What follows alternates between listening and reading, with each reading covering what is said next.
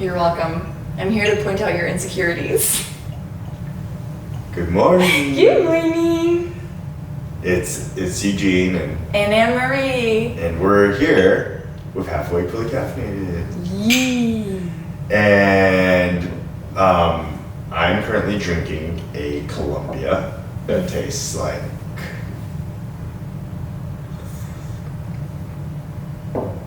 really good. A little bit like coconut lemonade is the flavor profile that we had.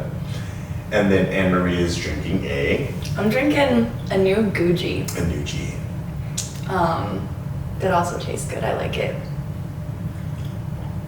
I want the profile to be slightly different, but I want the fruitiness to come out in a different way. I should have maybe not drank the coconut Oh, lemonade yeah. before because I can't taste any of the anything. Gucci. It's very, very overpowering. Very overpowering. Very overpowering indeed. Oh yeah, you can't mix these two. No, I know. I can't even taste the Gucci. No, and I can't taste the coconut I'm gonna put this lemonade. over here. They're just very strong flavored coffees, which is very, very good. But per usual, the engine is warming up We're here because physically. now I finally had my first sip of coffee. But Yeah. per usual, 2 coffee questions, 2 non-coffee questions. My coffee question is, the fuck is French roast? And your coffee question, Soaking.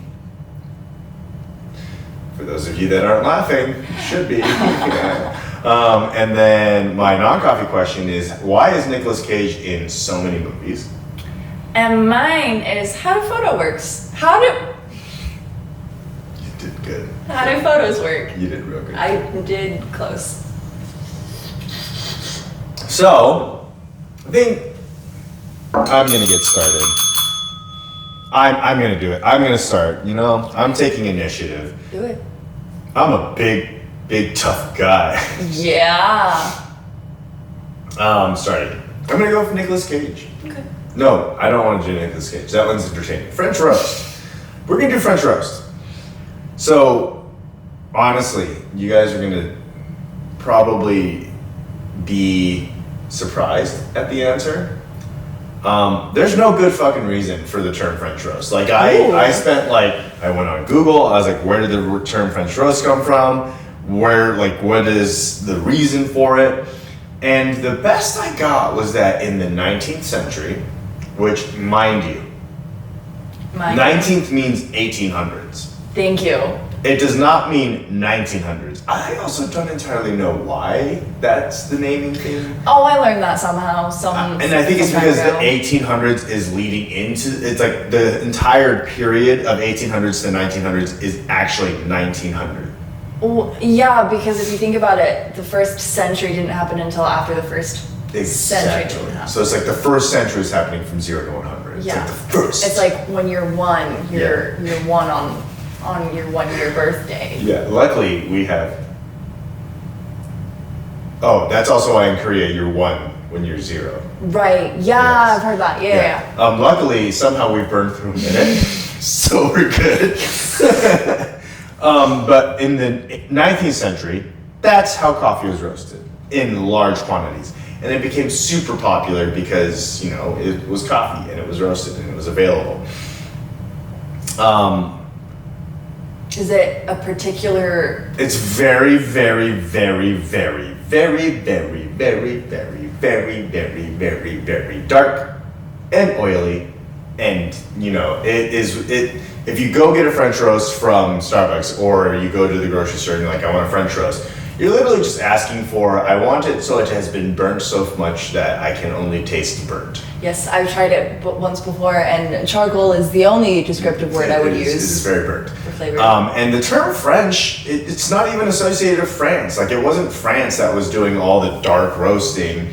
It was everywhere in Europe. Like, everyone's like, let's just roast a bunch of coffee really badly. Okay. And a lot of it probably comes down to not having the proper equipment to actually be able to measure temperature, be able to actually maintain a consistent roasting profile. I mean, they were literally just roasting in massive cast iron skillets is probably the best way to think about it. So you can't knock the 1800s or 19th century for having bad Did you recently learn the century thing? No, it's been in my mind for a long time, Okay. but I just, for some reason today, I wanted to make that really, distinction. really hidden. Because here's the reason. I'm listening. 1800s. Yes. It has been 224 years. Mm-hmm. You should not want French roast anymore. Yeah, we are beyond we're this. above. We French have roast. evolved past Get your cast iron head skillet. out of your ass. Yeah, that's kind of the reason why I wanted to keep harping on the year. I see. But I'm not saying it's a bad thing. If you like dark roasted coffee, you like it oily, you have a slick on the top, totally fine. You know, do you. But keep in consideration that it is the lowest form of coffee roasting. I think that might be the meanest thing. No, it's not. It's not the lowest form of coffee roasting, but it is a form of coffee roasting that has very little skill involved. Yeah. It is kind of just heat. Like they just put heat to it and it's good. Hot beans. Roasting machines, obviously now, there's a roasting profile to French roast coffee. Oh, there we go. But it does not mean, like I'm not trying to say that the people that do create French roast do not have some sort of skill or culinary art to it nowadays. But asking for French roast coffee is like coming in and being like, I don't like indoor plumbing. Or I'd rather an outhouse. I'd rather just poop in a pail and throw it out the window into the street like we used to in the 1800s, because it's like, you know, why have They burn their coffee, they shit in pails. Who wants to be back then? I apologize to anybody that really actually loves French roast or the 1800s, that you are from the 1800s. But I honestly, like, I was just trying to make sure that I was able to stretch the information I had for 4 minutes. You basically, it's just really dark roasted coffee. It's really dark roasted, oily no coffee skill that, like, the reason why it was that way is because they had no ability to maintain or control or create culinary, like, profiles for the coffee. Yay! If you drink dark roast coffee, you're a poop pail kid. Poop Pail Club. Poop pail club. I want that on a t-shirt. I kind of want to, though. Okay, I guess I'll talk about soaking. Before we get too far. Like, the design for the shirt could just be like a kid throwing poop and just being at the bottom, French roast. Wait, I love that. French roast. Yeah, okay, done. I want it. Add it to the list.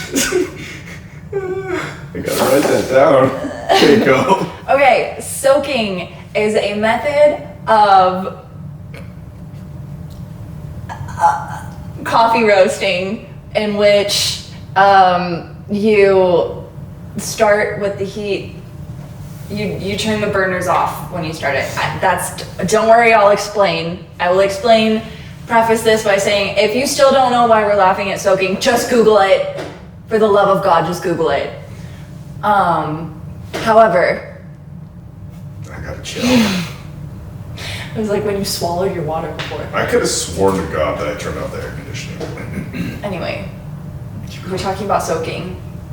Soaking is, usually when you think of coffee roasting as kind of like an oven-ish, where, you know, the heat is on to a certain degree.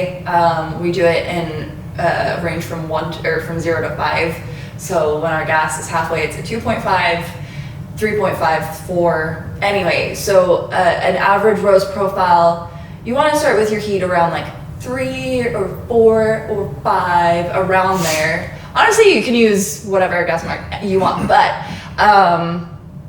with soaking, you have the gas or the heat burners at 0. So when you drop the beans in, that is the temperature that it starts at, and it's not trying to increase the temperature as the beans are decreasing the temperature. It kind of allows the beans to naturally create their own. Yeah, so you're creating a thermal load. A thermal load. By having a higher temperature that it drops at. Mm-hmm. But if you keep the, like, gas going. See, what I read, though, is that it doesn't need to be a higher temperature. So it doesn't need to be a higher temperature, but you're just dropping it at a temperature, but not adding any additional heat. Yes. A lot of roasting profiles use heat. So you drop at a temperature profile, add heat, and then it keeps it from going too low.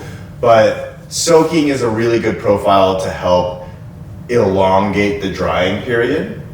Thank you for answering my question for me. I apologize. I just, like... No, I keep started going. word vomiting. Keep going. No, keep going. No, I'm done. So soaking does help elongate the drying process. It also helps with the sweetness of it, because so there's different parts of the roast that develop different flavors. So you have the first half of the roast that kind of goes into the develops the sweet, the fruity flavors, and then the second half of the roast is like the roasty toasty flavors. But I can't look at you right now. But so this will help with if you notice that you have a particularly like sharp or a coffee that the fruitiness is not quite where you want it. It's not quite there. I can't remember if these are soaked or not. I think they are not soaked. Essentially, it's good for a juicy coffee bean. You can start word vomiting again now. I ran out of stuff. Juicy coffee bean. Like technically there are some coffees that are a little bit older that don't have as much moisture, so you don't want to cook it too fast. If you cook it too fast, you lose a lot of moisture, and then you run into the issue of it tasting a little bit more scorched. Yeah. But then if you do have a coffee that has a lot of moisture and then you use a soaking profile, you have the opportunity of actually creating something that's a little bit more like baked tasting. So it could actually cause a little bit more of a less favorable flavor. So you have to choose soaking based on the green bean. Soak appropriately, kids. Soak appropriately, kids. And so that means that we move on to Nicolas Cage. Nicolas Cage. Nicolas. Do you want me to set the timer? Yes, you'll probably want to set the timer. I just have noticed that there is something that I want to check and make sure that we're not in trouble for. I see what you're noticing. Okay. Mm-hmm. All right, there we go. And then, yeah. Go. Why is Nicolas Cage in so many damn movies? Let's just go ahead and kick it off with number one. He is a yes man. He is the man's man that says yes to literally everything. Like, and that's no question. He just has this proclivity to being like, yes, I'm going to do this. And so whenever he's approached with a role, Nicolas Cage will more often than not say yes. And that was originally like just the beginning of the answers, and I was like, okay, is there anything else? And like it was just, oh, he has a passion for it. But let's get to the juicy details. The juicy details, number one, is that, you know, he has a passion for it, so he likes to act. Number two, again, is, you know, he says yes. Number three, he is the son of Francis Coppola, who was already prolific in Hollywood at a time, or a while ago.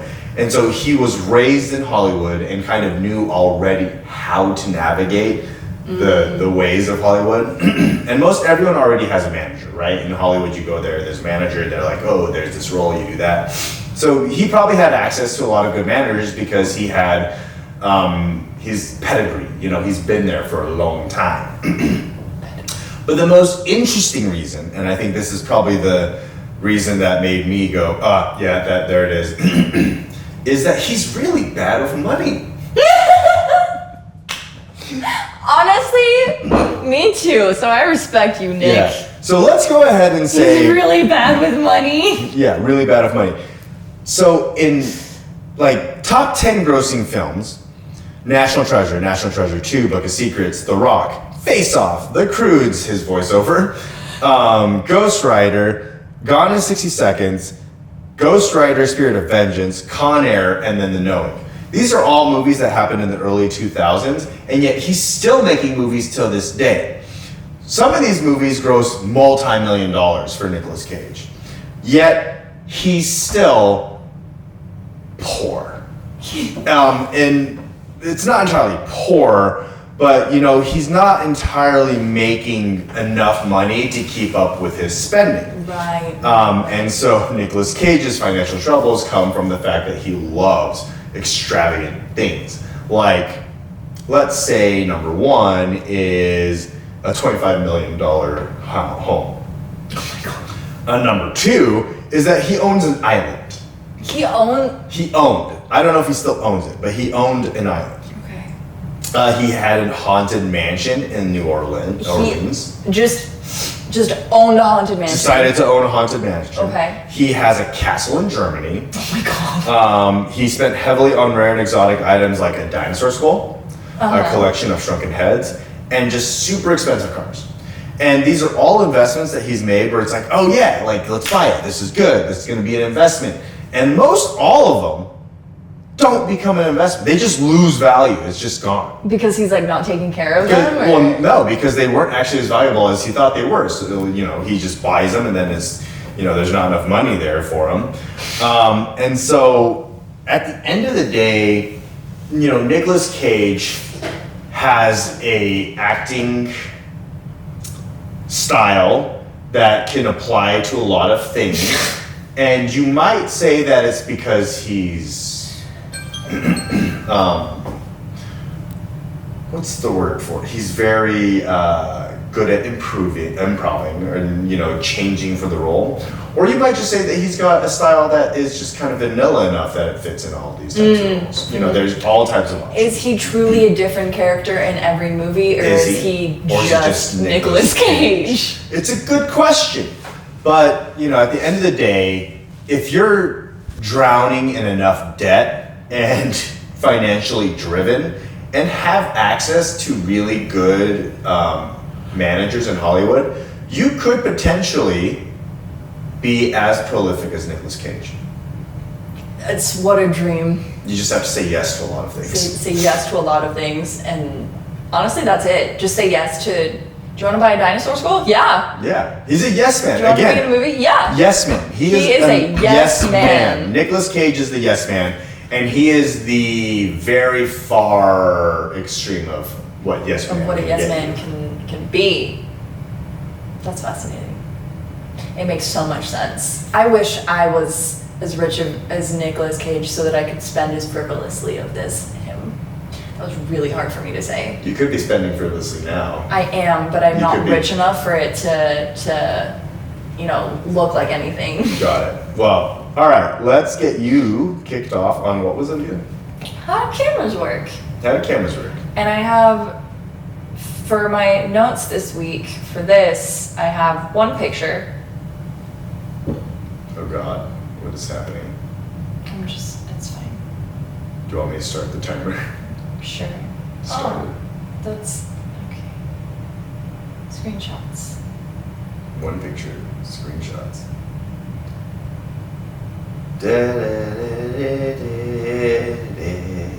Okay, well, it's not working and I can't find it. So, we're gonna do this old school way from the inside of my brain. So, a camera. Picture this. Picture this. A box. Got it. And, okay, we're gonna look at it from the side, okay? So this is the box. But all boxes look the same. Shut up. There's a hole right here, okay? There's a hole in the box right here. See how we're looking at it from the side now? We're not looking at it front on. The hole isn't right there. Okay, we could. Look at your camera. See how there's a hole right there? This is for the people at home. So, yes, there's a hole in the box. There's a hole in the box. And what is happening in traditional cameras is in the box with the hole in it, there is a light sensitive material. Usually it used to be silver, but now it's not that anymore. So we don't need to know the word. Silver nitrates? I'm just kidding. I don't remember what it's called, silver something. But essentially what happens is the light comes in through the hole of the camera and it like does a little reversey wormy dealy thing. So it goes, light from this end goes in and hits it on this end. Light from this end goes in and hits it on this end. And that's why images are reversed in cameras. And you have a shutter that's literally like, you know those blinds that you can just go like, and they, it does that so you can get like just the image and not like the exposure of 30 seconds, you know, all of that. And then there's lenses as well, and they help to like focus and zoom in and zoom out on certain things. The way that lenses work are, there's actually multiple, she's not here. She's just not here. I'll call her. There's multiple layers of glass in the lens, and they all do their own separate fun little funky thing.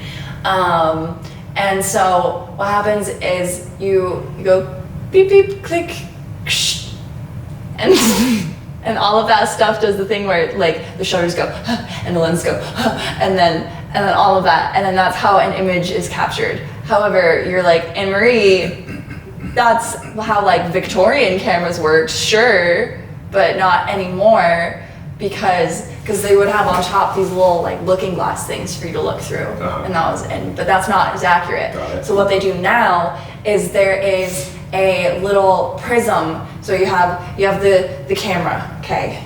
This is the lens, this is the back of the camera, and then I forgot what I'm talking about.